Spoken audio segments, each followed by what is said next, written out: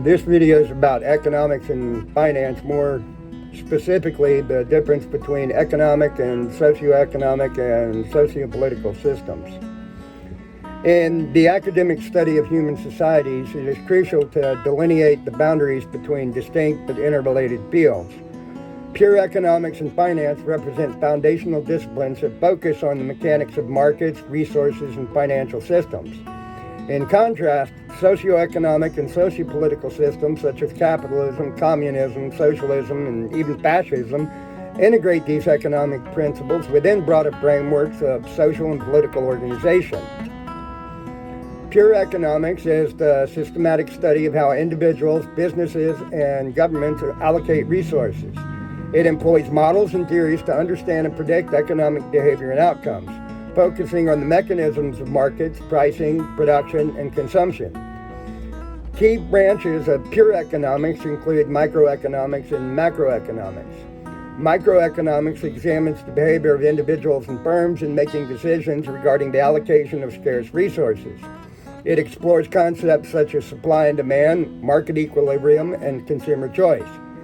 The goal is to understand how these elements interact to determine prices and the distribution of goods and services. Macroeconomics looks at the economy as a whole, studying aggregate indicators such as GDP, unemployment rates, and inflation. It seeks to understand economic growth, business cycles, and the impact of monetary and fiscal policies on the economy. Macroeconomics provides insights into national and global economic trends and policy effects.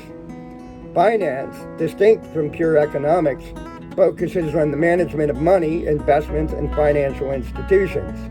It encompasses the study of how individuals, businesses, and governments acquire and use financial resources. Finance is divided into several areas, including corporate finance, investment, personal finance, and financial market. Corporate finance deals with the financial activities related to running a corporation with a primary focus on maximizing shareholder value. This includes capital investment decisions, financing strategies, and managing corporate assets and liabilities.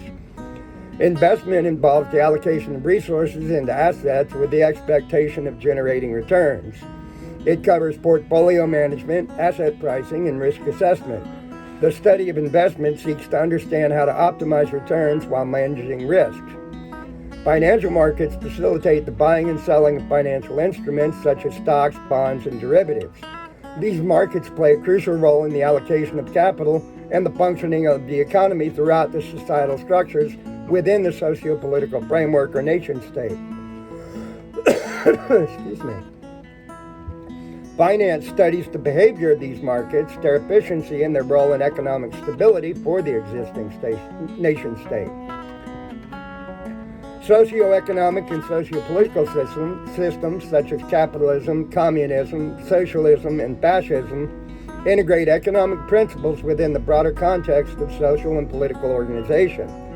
These systems define how economic activities are governed and how resources and wealth are distributed within a society. Capitalism is characterized by private ownership of the means of production and market-based resource allocation. It emphasizes individual freedoms, competition, and minimal state intervention. Capitalism is often associated with democratic political systems and a focus on economic efficiency and innovation. Communism advocates for collective ownership of the means of production and centralized economic planning. Its goal is to establish a classless society. Its goal is, ostensibly at least, to establish a classless society with equitable distribution of wealth.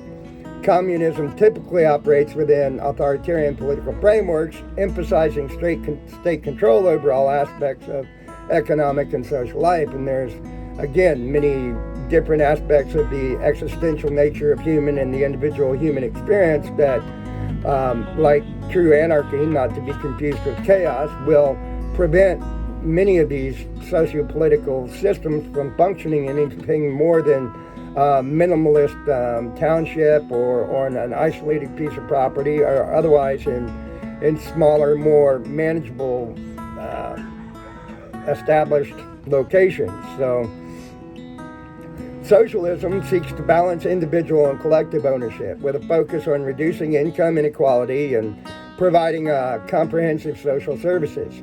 It supports significant state intervention in the economy to redistribute wealth and ensure social welfare. Socialism can exist within both democratic and authoritarian political systems, not necessarily making them a socialist socio-political system in and of itself. Fascism combines dictatorial power, centralized control, and nationalist ideology with state intervention in the economy. Okay, notice it does not say it's just a nationalist approach. It aims to create a unified and homogeneous national community, often at the expense of individual liberties and economic freedoms.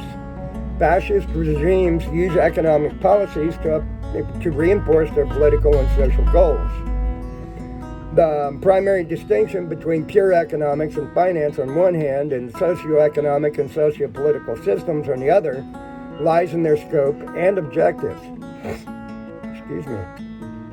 Pure economics and finance focus on understanding and optimizing the mechanisms of markets and financial systems largely through theoretical and empirical analysis. They are concerned with efficiency, growth, and the allocation of resources. In contrast, socioeconomic and sociopolitical systems are broader constructs that incorporate economic principles within a framework of social and political organization.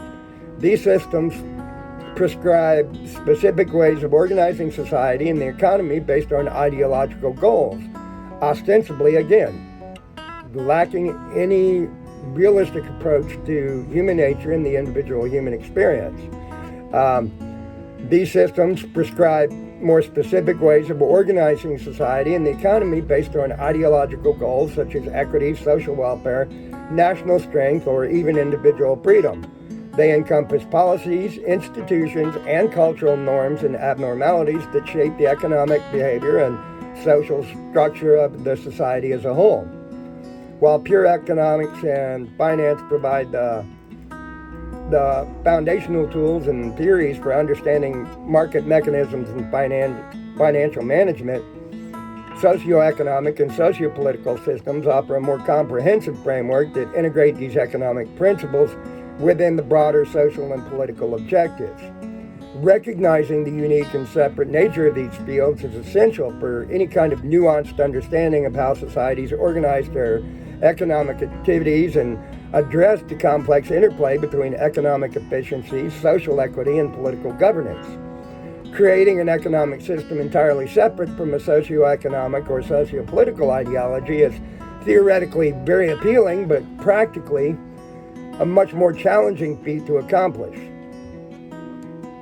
Economic systems inherently involve the distribution of resources, wealth, and opportunities, which unavoidably intersect with social values, cultural norms, and even political structures. Economic systems are built on decisions about how resources should be allocated, which cannot be devoid of value judgments. For instance, the decision to prioritize efficiency over equity or to support free markets over regulated ones inherently reflects ideological preferences.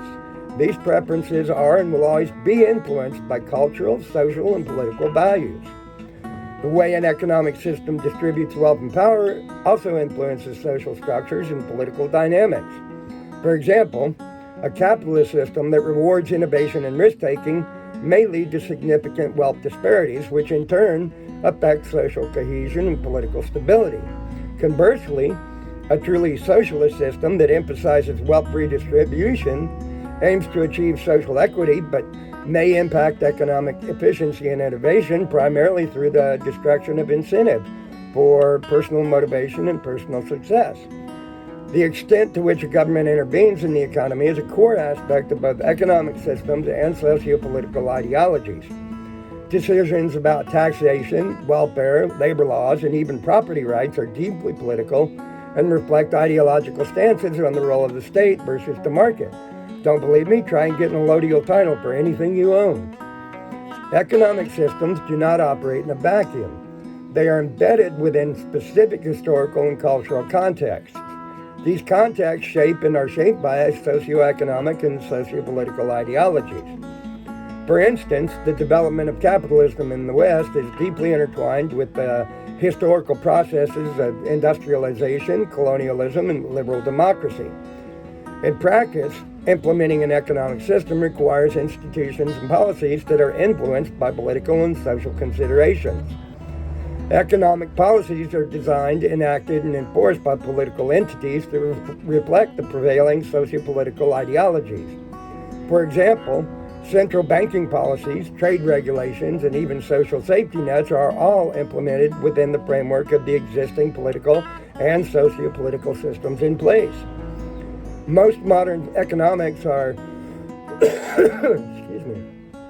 Most modern economies are mixed economies or socioeconomic subsets of larger, more complex sociopolitical systems, incorporating elements of both market and planned economic systems in addition to the political considerations, regardless of whether or not they are based on the will of the people or the body politic, which is another way of saying the citizens of any given nation.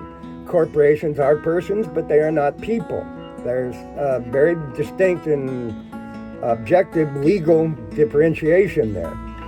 These systems reflect a more practical blend of ideologies aiming to balance efficiency and social welfare, and are shaped by ongoing political debates and social values, often pushing the needs of the political class in virtually every socio-political construct. From a theoretical perspective, it might be possible to design an economic model based purely on abstract principles of efficiency, productivity, and growth, devoid of any explicit ideological underpinnings. However, once this model is applied in the real world, it must interact with existing social norms, abnormalities, political institutions, and existing cultural values, making it impossible to remain ideologically neutral. The separation of an economic system from a socioeconomic or sociopolitical ideology is largely impossible in practical terms due to the inherent nature and the integrated nature of economic activities with social values, cultural norms, and the sociopolitical and political structures in place. Economic decisions reflect and shape ideological stances, making the practical implementation of a purely neutral economic system unattainable.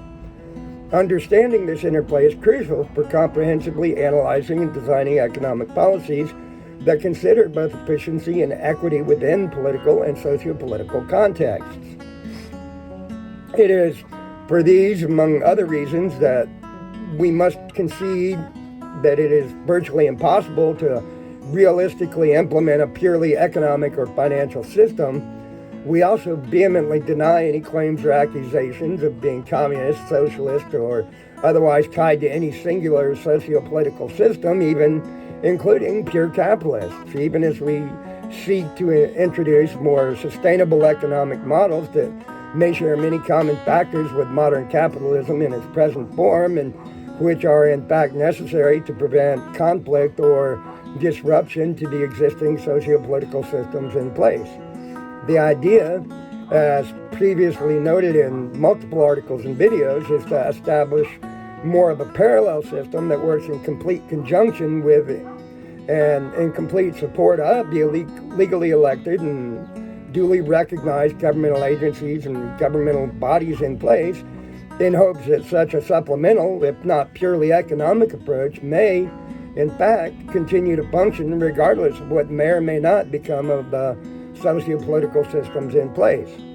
So again, if you have any questions, comments, or concerns about anything we're doing, we'd love to hear from you. Let us know in the comments below, and we'll see you next time. Bye.